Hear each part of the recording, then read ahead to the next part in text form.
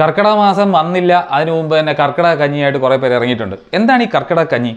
കർക്കിടക കഞ്ഞിയിൽ basically കുറച്ച് ഔഷധ കൂട്ടുകളുണ്ട് എന്നൊക്കെയാണ് കുറേ പേര് അവകാശപ്പെടുന്നത്. പക്ഷേ എന്തായിരിക്കും ഈ കർക്കിടക കഞ്ഞിയുടെ തുടക്കത്തിനുള്ള കാരണം?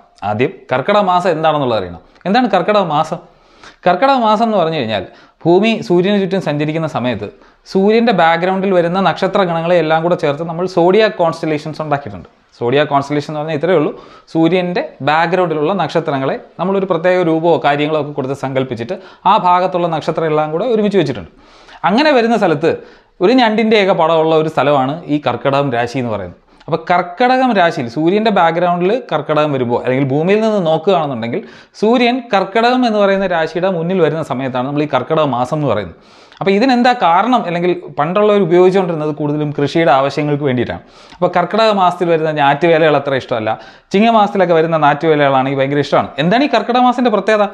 കർക്കിടക മാസം പൊതുവെ പറഞ്ഞുകൊണ്ടിരുന്നത് തന്നെ പഞ്ഞമാസം എന്നുള്ളതാണ്. അതായത് കൃഷി ചെയ്തുകൊണ്ടിരിക്കുന്ന ഒരു സമൂഹത്തെക്കുറിച്ച് നിങ്ങൾ ആലോചിച്ച് നോക്കൂ. കൃഷി ചെയ്തുകൊണ്ടിരിക്കുന്നവർക്ക് ആകാശത്തെ മാത്രമേ നമുക്ക് കാലം നിർണ്ണയിക്കാനായിട്ട് പറ്റുള്ളൂ. എന്ന് മഴ വരും, എപ്പോഴായിരിക്കും വെയിൽ, എപ്പോഴായിരിക്കും വിത്തുണക്കുക തുടങ്ങിയ കാര്യങ്ങളൊക്കെ ഉള്ളൂ. അപ്പോൾ കർക്കിടക മാസത്തിൽ പൊതുവേ ഈ സീസണെല്ലാം കഴിഞ്ഞ് ഈ പത്തായത്തിനകത്ത് നെല്ലും കാര്യങ്ങളും എല്ലാം തീർന്നിരിക്കുന്ന ഒരു സമയമായിരിക്കും. അപ്പോൾ ചെയ്യാൻ പറ്റുന്ന ഒരു കാര്യം എന്ന് പറഞ്ഞു കഴിഞ്ഞാൽ പറമ്പിനകത്തുള്ള താളോ തകരയോ ഇല്ലെങ്കിൽ ചക്കയോ ഒക്കെ ഇട്ട് നടക്കുക എന്നുള്ളതാണ്. അപ്പോൾ ബാക്കി മിച്ചമുള്ള കുറച്ച് അരി മാത്രം ഉപയോഗിച്ച് ഒരുപാട് വയറുകളുള്ള എല്ലാ സ്ഥലത്തും എത്തിക്കുക എന്നുള്ളൊരു പരിപാടിയാണ് ഈ കഞ്ഞി കൊണ്ട് അവരൊന്ന് ഉദ്ദേശിച്ചിരുന്നത്. അപ്പോൾ അതിൻ്റെ കൂട്ടത്തിൽ ഈ പറമ്പിൽ കിട്ടുന്ന ചില താളും തകരയും കുറേ ഇലയും അല്ലെങ്കിൽ ഉലുവയോ കായവും അങ്ങനെ ഇത്തിരി ടേസ്റ്റൊക്കെ ആക്കാനായിട്ട് എന്തെങ്കിലും ഒരു മിനുക്ക് പണിയൊക്കെ ചെയ്ത് ഉപയോഗിച്ചുകൊണ്ടിരുന്നു എന്നുള്ളതാണ്. ഇന്ന് നമുക്ക് ആധുനിക വൈദ്യമൊക്കെ വന്ന ആളുകളുടെ വെൽബീയിങ് ഒക്കെ നന്നായപ്പോൾ അല്ലെങ്കിൽ നമുക്ക് ആരോഗ്യമുള്ള ഒരു സമൂഹം ഉണ്ടായപ്പോൾ, ഈ ആരോഗ്യമുള്ളതെന്നൊക്കെ പറയുമ്പോഴത്തേക്കും പലർക്കും ഭയങ്കര ഇഷ്ടക്കേടാണ്. അതിൻ്റെ കാര്യം എന്ന് വെച്ച് കഴിഞ്ഞാൽ അവർ ആരോഗ്യം എന്ന് വിചാരിക്കുന്നത് ഈ ആധുനിക വൈദ്യമൊക്കെ കഴിച്ച് എല്ലാവരും വയറൊക്കെ കേടായി ആകെ പ്രശ്നമായി, മായം ചേർത്ത് ഫുഡ് കഴിച്ച് ആകെ പ്രശ്നമായി എന്നൊക്കെയാണ്.